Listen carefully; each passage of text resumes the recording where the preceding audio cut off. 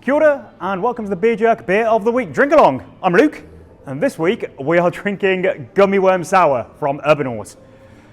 No Joe this week, so apologies to all you Joe fans. He's feeling a little bit ill today, so I'm here running solo.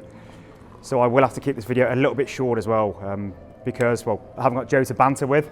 And also we're about to kick off shortly with a Beer Week event. We're doing a Boilermaker event tonight with Craig from Black Sands. He's just loading a few things in. Anyway, back to the beer. Man, this stinks.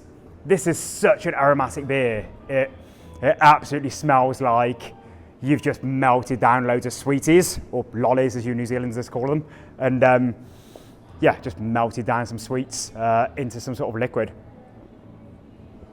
And that's pretty much what it tastes like as well. Urbanaut are one of my favourite breweries in New Zealand. As you probably know, if you've been drinking along with us on the subscription for a while, you'll know that we love featuring them and sharing their beers with all of you guys out there. So Urbanaut are pretty close to us. They're just down the other end of the Auckland Beer Mile, down in Morningside. And you may not know that Beer Jerk and Urbanaut used to share a building when they first took over the space, which actually used to be a props hire place full of all sorts of weird and wonderful things that you could rent for, like photo shoots and parties. But yeah, Beer Jerk used to rent the space downstairs and Urbanaut were upstairs. And then they grew and we grew, so we moved up the road. And it's been cool to see their journey, just their massive growth in the last few years. That now that we're seeing their beers all over the country and they're releasing so many beers. And their tap room's always packed, people are getting burgers there. And it's good that finally you can go and drink a full glass of beer there, it's not just tastings. And I remember when before they started brewing anything actually, chatting to Bruce, who's one of the three co-founders and the head brewer, about what his approach was and what his vision for the brewery would be and their point of difference. And he said it was lagers, just well-crafted lagers, beautifully made. And I remember thinking at the time that's probably a really bad idea fiscally, because people weren't really buying craft lagers. I think maybe it was around the time that the Governor had just closed down, which was Governor Brewing, was on just Great North Road, and that was a brewery focused on craft lagers that closed down, and their kit was bought by Funk Estate, who also sadly closed down.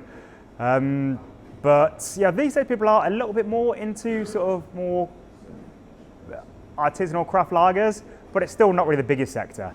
The biggest sector obviously is hazes, which Urbanaut do fantastically, and also just unusual fun beers, like a Gummy Worm Sour, which is about as far from the Reinheitsgebot as you can get.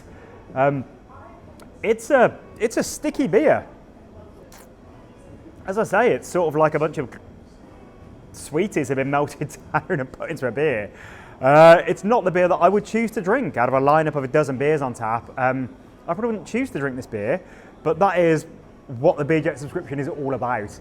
It's about getting people out of the comfort zones and frankly forcing you to drink a beer that you might not ordinarily pick, because sometimes you might fall in love with something that you wouldn't have chosen, or you may hate it, but at least you'd have given it a good go, and it's been an interesting thing to try on a Thursday night. So I feel like this one is going to be a bit divisive, so I look forward to hearing what people think in the NZ Beer Jerks Facebook group. So let us know if you love it, if you hate it. But what it is a beautifully executed beer that is exactly what it says on the tin. It is a Gummy Worm Sour beer. It's not especially sour actually, but then again, neither are gummy worms. That's the sort of whole point of the thing. I feel my lips are quite sticky. There's a lot of residual sugar in this beer and the most incredible colour. And yeah, the changes with Urbanaut have been pretty huge. Well, changes, developments really. And the Urbanaut Party Gang have been a big reason behind that. A lot of the creativity and innovation. I know Thomas, who's also one of the co-founders, is just really has his finger on the pulse just with what's out there, what people are into, and he drives a lot of the innovation. And they've done some huge things. Like they did a clear IPA a few years ago that they released for Beervana. So clear as in it looked like a glass of sparkling water. And recently in innovation, they've released a mixed six-pack of alcohol-free beers that have been getting rave reviews. They're in our Extraordinary AF mixed slab on the Beer Jerk website at the moment. And yeah, the cool stuff with small cans, just you name it. Urbanaut are really pushing boundaries when it comes to innovation and interesting things in beer. And it was cool to include this beer directly after the Hallertau beer that we drank last week, which is another kettle sour, but pretty far different, as in that beer was all about an organic product. It's feijoas that have been foraged and found in local people's gardens near the brewery in Riverhead. Whereas this one, contrast to that, it's made with a lot of free-range gummy worms that have been caught and mushed down and pulped into this beer, which, as I say, is a really spectacular colour. But yeah, not as natural, organic, wholesome, because that's true to what the thing is. It's funny that I sometimes joke about how craft beer in 2024 is almost like its core demographic is overgrown 14-year-old boys, with lots of sweet flavours and like cartoon artwork and bright colours and punny names. And I'm not necessarily saying that in a disparaging way, because it is fun and it's cool having that sort of diversity, having that creativity, and it really is as far as you can get from where beer was, even about 10 years ago when we kicked off Beer Jack. Back then it was a bit revolutionary for someone like Ballast Point to put grapefruit in a beer.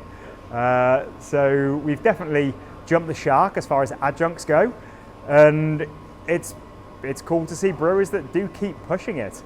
All right, I do need to wrap it up here because Craig and Ian from Black Sands have turned up and they're getting set up now for our Boilermaker event here at the Small Glass Tap Room tonight, which is going to be a lot of fun.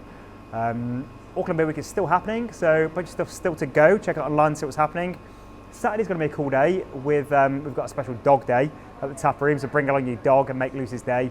We're figuring out setting up a doggy photo booth for that. And also Saturday on the Beer Mile is the Beer Mile Olympics. So all the venues down the Beer Mile have got little sporting events, so you can grab a scorecard at any bar and challenge your mates to all the games. So we've got cornhole, darts, Connect 4 at Garage Projects, and here we're setting up the Super Nintendo Mario Kart Lounge, so you can challenge your pals at Mario Kart. I need to run. Thanks to Urbanaut for always keeping it interesting, absolute legends. Thanks to you for joining us this week. Catch you next time, and cheers to you, Joe. I hope you get better soon. Cheers.